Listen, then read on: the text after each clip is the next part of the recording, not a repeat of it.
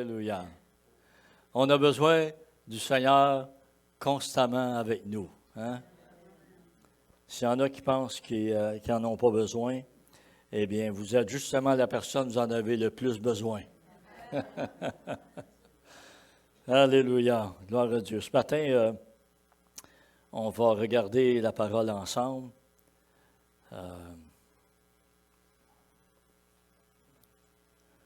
Sa miséricorde pour nous. Cette semaine, j'avais commencé à me préparer un message, puis là, non. Fait que là, je passais un autre. Non. Fait que là, j'ai dit, Pasteur Donald prêchera.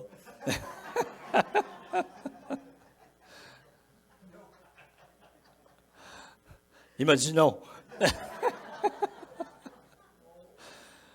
Non, je ne l'ai pas consulté. Mais finalement, j'ai regardé des vieilles notes, là. Vous savez, à travers les années, on prêche beaucoup de choses. Alors, j'ai dit, ouais, moi, j'en ai besoin de sa miséricorde. Fait que je pense qu'on vit dans un temps où on a vraiment besoin de la miséricorde de Dieu. Hein? Et là, je regardais dans un verset, parce que moi, je me sers beaucoup de la version,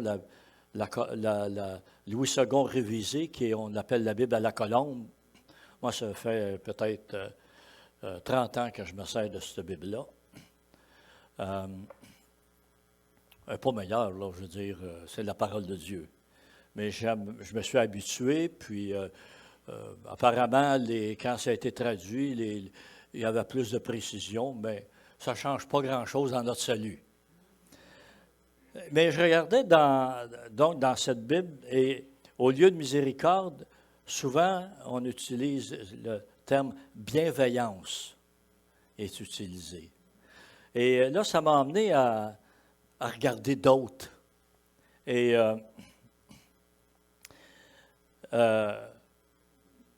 des Bibles en français et en anglais, hein, il y a beaucoup de choses. Donc, certaines Bibles utilisent le mot amour au lieu de miséricorde. Ils utilisent d'autres fidélité, d'autres c'est bonté. En anglais, on utilise, le mot miséricorde c'est mercy, mais on utilise aussi, qui est beaucoup comme bienveillance, loving kindness. Loving kindness. J'aime beaucoup ça en anglais aussi. Hein? Et on utilise le mot, évidemment, love, graciousness, compassion, faithful, love, loving devotion aussi. Ça, j'aime bien ça aussi. La dévotion de Dieu, ensemble, c'est soin d'amour pour nous. C'est intéressant ça aussi. Hein? Mais tout ça, c'est de la miséricorde. Et on va lire, j'ai des versets à lire, j'en ai un petit peu ce matin. Là. Alors, vous allez lire avec moi. Vous savez, le peuple d'Israël, là, quand on lit à certains endroits dans l'Ancien Testament, il pouvait lire pendant des heures de temps. Le peuple se tenait debout. J'imagine que les enfants ils devaient être à terre, là. Puis ils écoutaient la parole de Dieu. Alors, on ne lira pas pendant des heures, mais on va lire quelques versets. 2 Thessaloniciens, on l'a en avant de nous, là. Chapitre 1. Paul, Sylvain et Timothée à l'Église des Thessaloniciens, en Dieu notre Père et dans le Seigneur Jésus-Christ.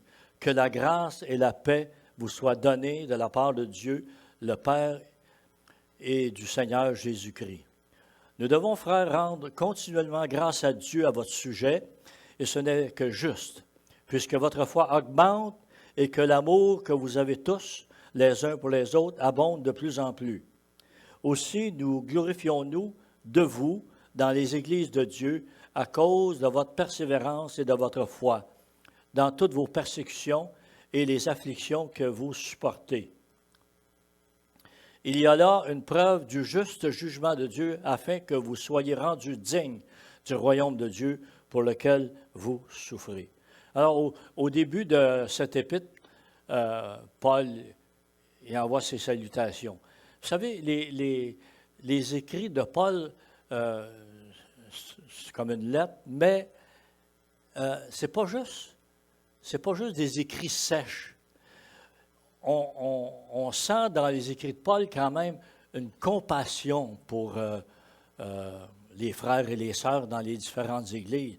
Alors, il ne fait pas simplement que écrire des ordres, mais il transmet des sentiments. Et c'est ce qu'on ressent dans ce début de l'Épître aux Thessaloniciens. Alors, que la grâce et la paix vous soient données. Et s'il y a une chose qui doit sortir de nous envers nos frères et nos sœurs, et même envers ceux du dehors, c'est que la grâce et la paix de Dieu soient accordées. Et c'est à ça qu'on est appelé. Comme le peuple Israël, comme Abraham, il a dit, toutes les nations seront bénies en toi. Eh bien, nos voisins doivent retrouver en nous une source de bénédiction.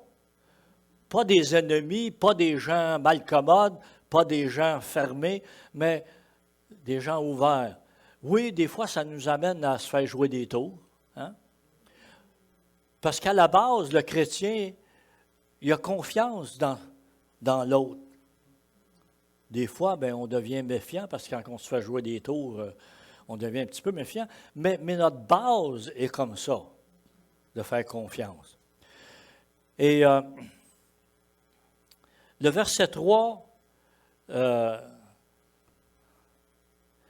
le relisais, j'ai dit, mais, me semble que ça ressemble à Varenne, ça. Nous devons, frères et sœurs, je me permets de le rajouter, rendre continuellement grâce à Dieu à votre sujet, et ce n'est que juste, puisque votre foi augmente. J'espère que votre foi augmente individuellement, mais c'est ce que je semble percevoir et discerner ici, et que l'amour que vous avez tous les uns pour les autres abonde de plus en plus. Moi, je ne vois pas de rivalité, je ne vois pas d'animosité, je ne vois pas de chicane ici. Je vois vraiment, ça je dis, il me semble que ça ressemble à Varenne. Vous, pensez-vous ça? Bon, on est d'accord. Aussi, nous glorifions-nous de vous dans les églises de Dieu à cause de votre persévérance, de votre foi dans toutes vos persécutions et les afflictions que vous supportez. Il y a là une preuve du juste jugement de Dieu afin que vous soyez rendus dignes du royaume de Dieu pour lequel vous souffrez. Rendus dignes du royaume de Dieu. C'était un des messages que j'ai passé proche de prêcher cette semaine, digne de son appel. Peut-être j'y reviendrai un autre tantôt, là, mais ce n'était pas le verset de base, mais c'est parce que là, en lisant ça, ça m'a fait penser à ça. Psaume, le chapitre 5, le verset 7. « Mais moi, par ta grande bienveillance », ça c'est la version à la colombe, j'ai mis entre parenthèses la Louis II, notre Louis II habituel, c'est miséricorde. « Par ta grande miséricorde, je vais à ta maison. Dans la crainte qui t'est due, je me prosterne devant ton Saint-Ange. » C'est ce qu'on fait le dimanche matin. Nous venons dans la maison de Dieu, qui n'est pas une bâtisse, comme la prière, mais c'est nous. Mais je viens à cause de sa miséricorde, à cause de son amour, toutes les versions je vous ai donné les différents mots. C'est sur cette base que nous venons ici et que nous sommes dignes de glorifier Dieu. À part de ça, là, on n'a aucun mérite par nous-mêmes. Aucun mérite. même si ça fait longtemps qu'on est dans l'Église, même si ça fait longtemps qu'on vient aux réunions, même si ça fait longtemps qu'on lit la Bible, même si ça fait plusieurs fois qu'on témoigne à plusieurs personnes à l'extérieur, ce n'est pas sur cette base-là qu'on vient pour adorer Dieu, qu'on vient le glorifier, qu'on peut être digne de l'adorer, de le louer. C'est juste par sa grande bienveillance, miséricorde. Je vais à ta maison. Dans la crainte, hein, le respect qui t'est dû, je me prosterne devant ton Saint-Ange. On va lire un autre passage dans 2 Corinthiens. Je vous ai dit qu'on allait lire un peu, là.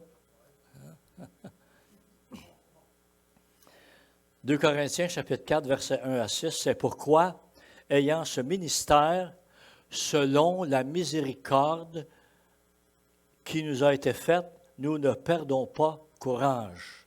Nous ne perdons pas courage. Ça va pas mal avec la prière de Frère Donald ce matin qui a prié. Hein? Malgré tout ce qu'on vit, hein? On n'a pas à abandonner, on ne perd pas courage parce qu'on regarde à lui, on se confie à lui. Nous ne perdons pas courage. On va y revenir tout à l'heure là-dessus. Nous refusons les cachotteries honteuses. Nous ne nous conduisons pas avec fourberie et nous n'altérons pas la parole de Dieu. Mais, en manifestant la vérité, nous nous recommandons à toute conscience humaine devant Dieu. Moi, là, quand je lis ça, là, je me dis, wow, on a une responsabilité, là. Je vais y revenir là-dessus, qu'on comprenne bien notre responsabilité. Si notre évangile est encore voilé, il est voilé pour ceux qui périssent, pour les incrédules, dont le Dieu de ce siècle a aveuglé les pensées, afin qu'ils ne voient pas resplendir le glorieux évangile du Christ, qui est l'image de Dieu. Nous ne nous prêchons pas nous-mêmes. C'est le Christ Jésus, le Seigneur, que nous prêchons. Et nous nous disons, vos serviteurs à cause de Jésus. Nous ne nous prêchons pas nous-mêmes. On n'a rien à nous glorifier nous-mêmes. On n'a rien à se vanter. C'est pour ça que c'est Jésus que nous présentons. Parce que lui, il est impeccable. Il est parfait, sans défaut. Hein? Car Dieu qui a dit « La lumière brillera du sein des ténèbres » a brillé dans nos cœurs pour faire resplendir la connaissance de la gloire de Dieu sur la face de Christ. Wow! Hein? Sa miséricorde. Psaume 103, verset 7, il dit « Mais la bienveillance de l'Éternel dure d'éternité en éternité pour ceux qui le craignent, et sa justice pour les fils de leurs fils. » Sa bienveillance, sa miséricorde, son amour, loving kindness, hein, etc. Si ce n'était pas de son amour pour nous, de sa bienveillance, de ses soins, hein, de dévotion envers nous, on ne serait pas là ce matin. On ne serait pas là. On ne serait pas là. Il y a un chant qu'on a chanté ce matin, puis ça parlait que bien des fois, j'ai manqué, tu sais, j'ai failli. Je pense, sans me tromper, là, qu'on peut tous dire, chacun de nous, oui, c'est vrai, j'ai failli plusieurs fois. Bon, pas ça un matin, j'ai oublié d'ôter mon volume.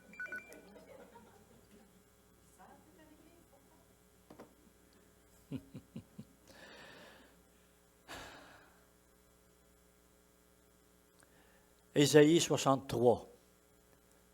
C'est dérangeant, ça. D'habitude, j'ôte mon volume en arrivant, puis je l'ai oublié. Excusez-moi. Hein?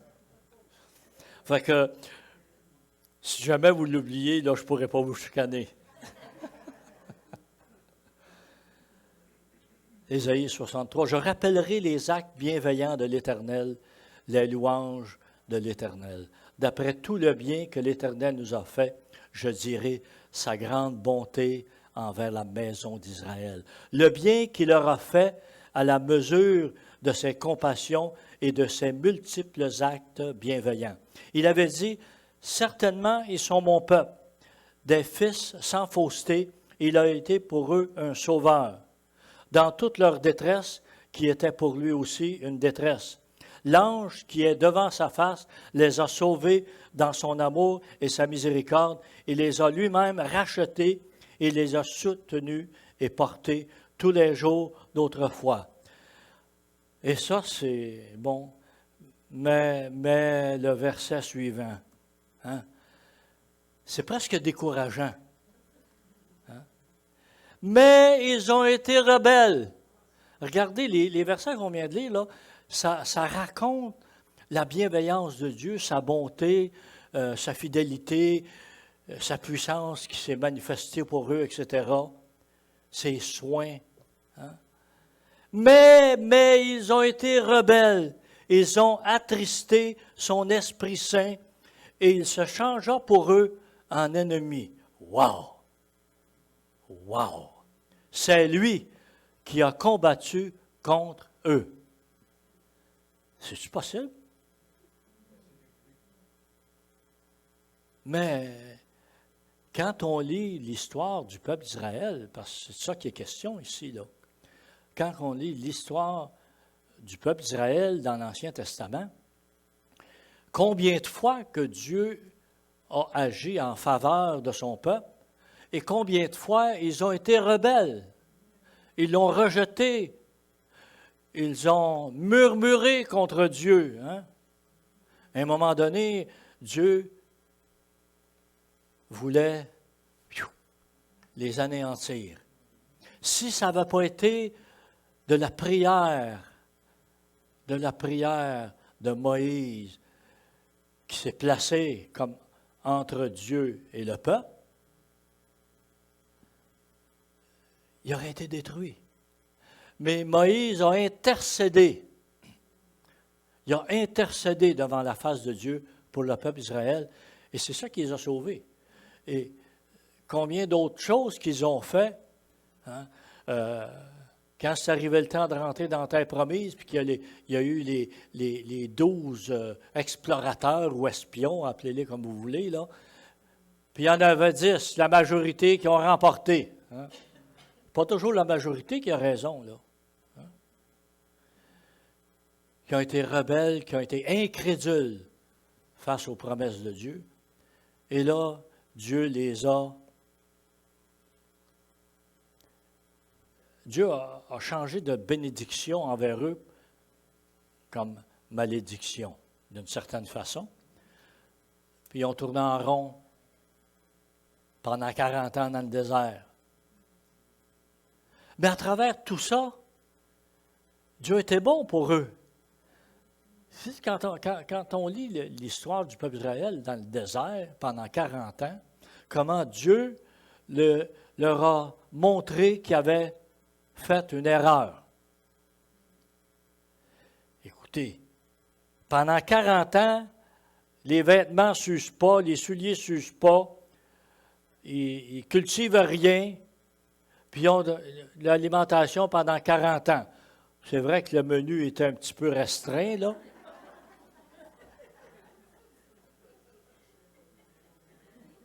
Mais Dieu les a fait réaliser leur erreur. Mais ça n'a pas empêché qu'ils sont morts dans le désert pareil, là. Parmi ceux de cette génération-là, là, il y en a 2 qui sont rentrés dans la terre promise. Hein? Caleb et Josué, les 2 seuls. Les autres sont tous morts là. Juste la petite génération qui a poussé, ils sont rentrés dans la terre promise. C'est lui qui a combattu contre eux. Vous savez, si on pense de faire nos 4 volontés, là, puis de chialer contre Dieu, puis de le rejeter, puis d'être rebelle envers Dieu, puis qu'il n'y a pas de conséquences, détrompez-vous, là. Détrompez-vous. Il y a des conséquences. Hein? On lisait dans Thessaloniciens, envers les chrétiens à Thessalonique, le juste jugement de Dieu pour les récompenser. C'est de ça qu'on fait allusion dans ce texte-là. Dieu, il y a un juste jugement pour récompenser, mais pour punir aussi.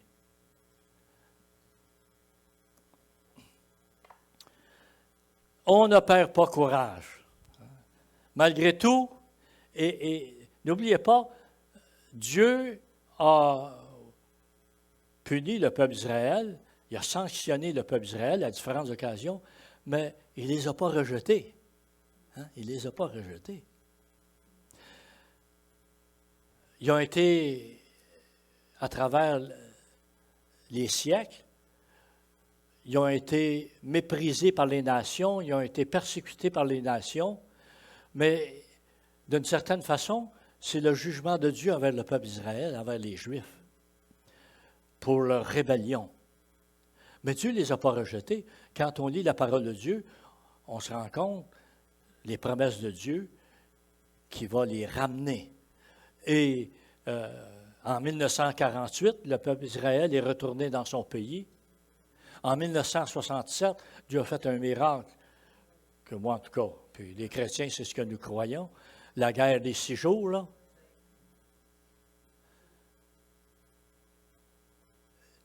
Le monde entier était ceux qui allaient être battus à plate couture, comme on dit. Hein?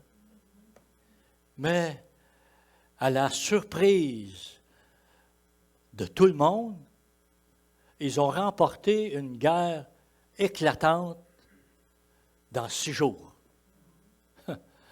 Les Russes, ça fait plus de 6 mois qu'ils sont en Ukraine, bien mieux armés, bien mieux équipés, puis ils n'ont pas réussi à prendre grand-chose encore. Oui, ils contrôlent une partie du pays, mais, tu sais, comparé à Israël, un petit pays grand comme ça, comparé au restant, là, contre des ennemis beaucoup plus grands, beaucoup plus puissants, mais Israël a gagné. En fait, Dieu a gagné. C'est ça, la vraie réponse. C'est pourquoi nous ne perdons pas courage. C'est pourquoi, ayant ce ministère, selon la miséricorde qui nous a été faite, nous ne perdons pas courage. C'est pourquoi, ayant ce ministère, selon la miséricorde qui nous a été faite, selon la bienveillance, c'est pour ça qu'on est vainqueur. C'est pour ça qu'on garde courage, parce qu'il est avec nous. Il est avec nous. Lisons un autre passage. On a d'autres lectures. Considérez en effet celui qui a enduré de la part des pécheurs une telle opposition contre sa personne, afin que vous ne vous fatiguiez pas l'âme découragée. Vous savez, ce que Jésus a fait en venant sur la terre et en mourant sur la croix, ça sert aussi pour qu'on garde courage, pour qu'on croit. On croit que nous sommes plus que vainqueurs. C'est ça que la Bible nous enseigne. Vous n'avez pas encore résisté jusqu'au sang en combattant contre le péché, comme Jésus l'a fait dans le jardin de Gethsémani. Et vous avez oublié l'exhortation qui vous est adressée comme à des fils. Mon fils, ne prends pas à la légère la correction du Seigneur et ne te décourage pas lorsqu'il te reprend. Hein? Là, je fais le lien entre le peuple d'Israël qui a été châtié, qui a été repris par Dieu, sans qu'il soit pour autant rejeté, parce que l'intention de Dieu, lorsqu'il applique la correction, ce n'est pas de nous détruire, mais c'est de le ramener à nos bons sens. C'est ça. Ne prends pas à la légère la correction du Seigneur et ne te décourage pas lorsqu'il te reprend, car le Seigneur corrige celui qu'il aime et frappe de verge tout fils qu'il agrée. Vous êtes des filles et des fils, alors attendez-vous à la correction de temps en temps. Une discipline qui est proportionnée à nos actions.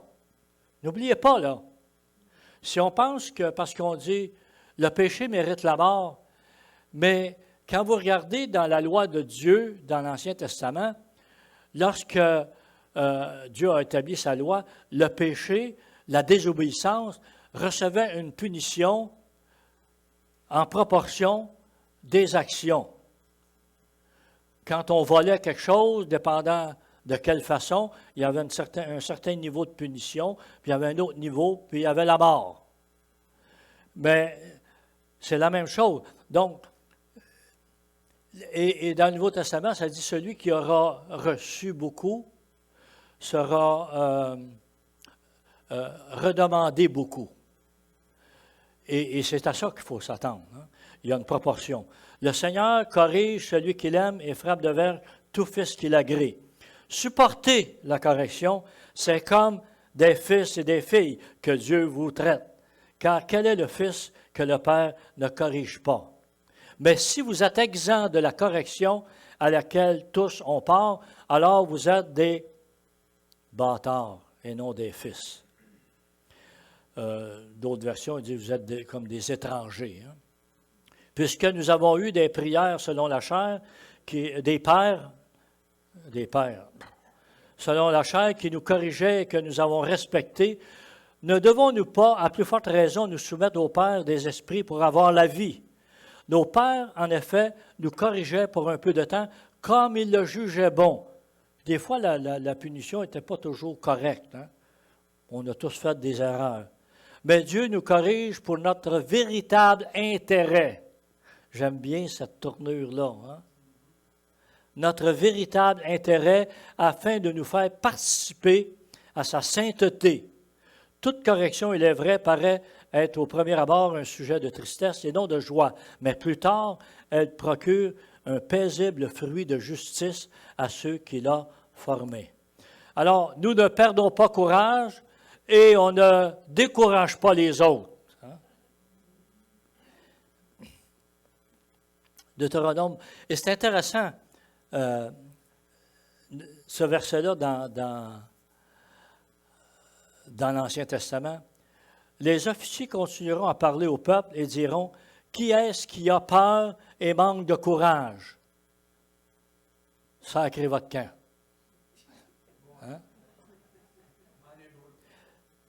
Qu'il s'en aille et retourne dans sa maison afin que ses frères ne se découragent pas comme lui. Alors, si vous avez perdu courage, là, de grâce, restez chez vous. D'un sens symbolique, là. Hein?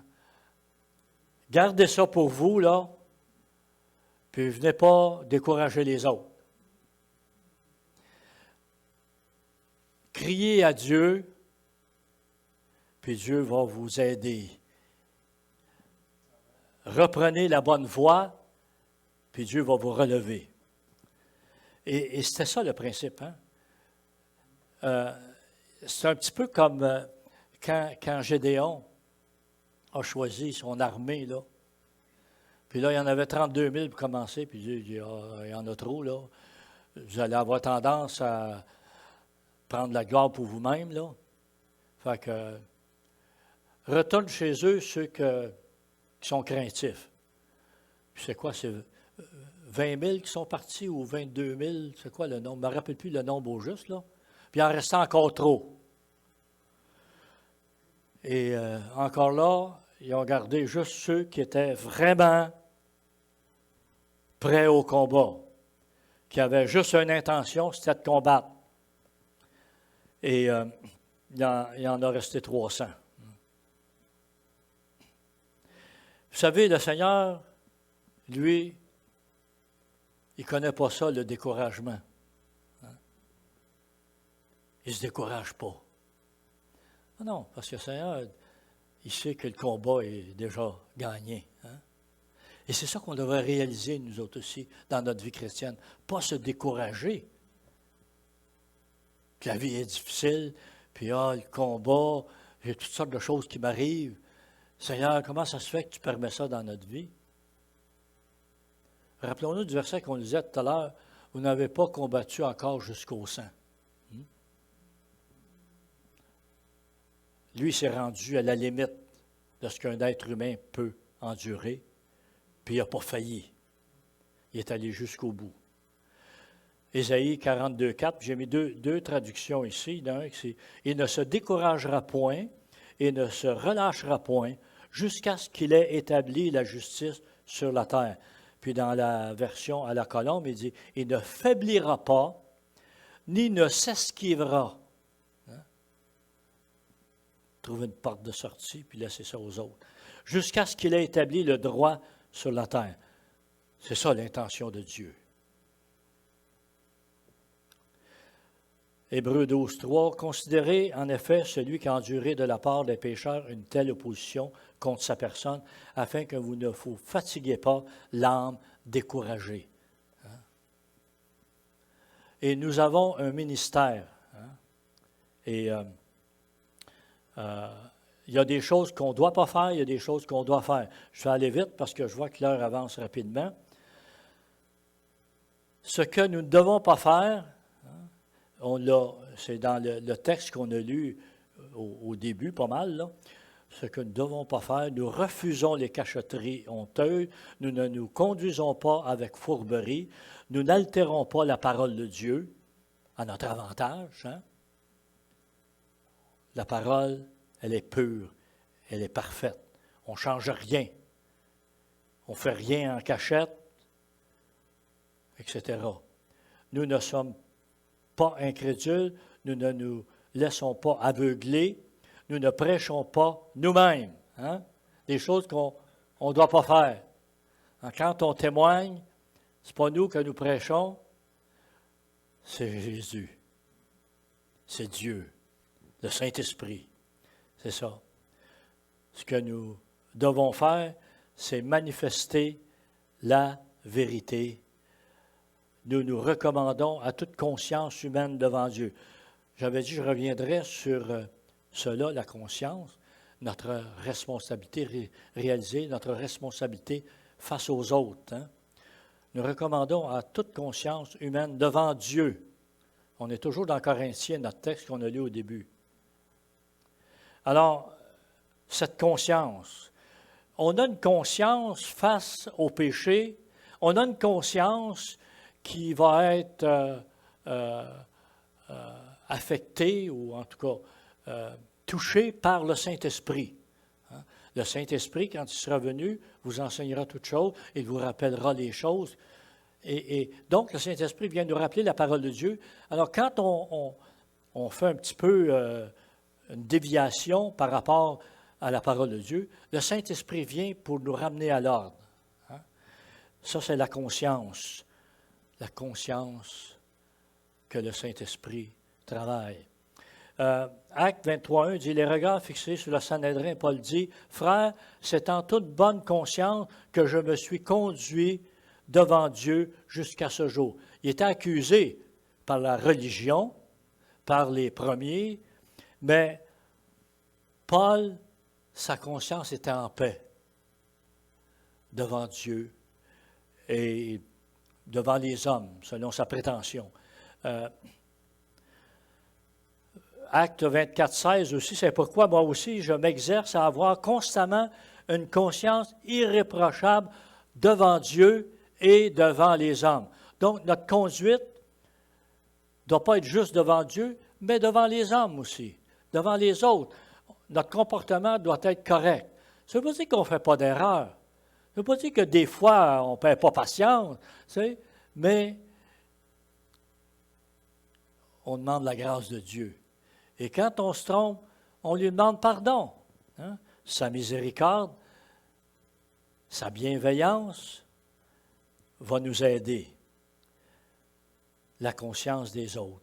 Faire attention à la conscience des autres. OK, il y a notre conscience, on va avoir une conscience pure devant Dieu, devant les hommes, mais on doit tenir compte des autres, de leur conscience, de l'influence qu'on peut avoir sur les décisions de l'autre. 1 Corinthiens 10, 29, il dit, « Je parle ici non de votre conscience, mais de celle de l'autre. Pourquoi, en effet, ma liberté serait-elle jugée par une conscience étrangère? » Alors, c'est pour ça que notre comportement en tant que chrétien doit tenir compte de notre environnement, de ceux qui sont autour de nous. Alors, notre marche, peut-être on a des convictions personnelles qui nous permettent de faire certaines choses, mais si je fais du tort à mon frère, j'agis mal. J'agis mal. C'est ça la conscience de l'autre. 1 Timothée 1,19, il dit « En gardant la foi et une bonne conscience. Cette conscience, quelques-uns l'ont abandonnée et ont ainsi fait naufrage en ce qui concerne la foi. » Alors, c'est important que notre conscience, tu sais, on a beau dire « Ah ben moi, selon mon évangile, c'est correct. » Attention, là, il ne faut pas changer. On a lu ce verset-là. On ne peut pas changer la parole. La parole, elle est ce qu'elle est. Elle est ce qu'elle est. Alors, il faut marcher sur la parole et notre conscience ne doit pas être élastique non plus. Okay?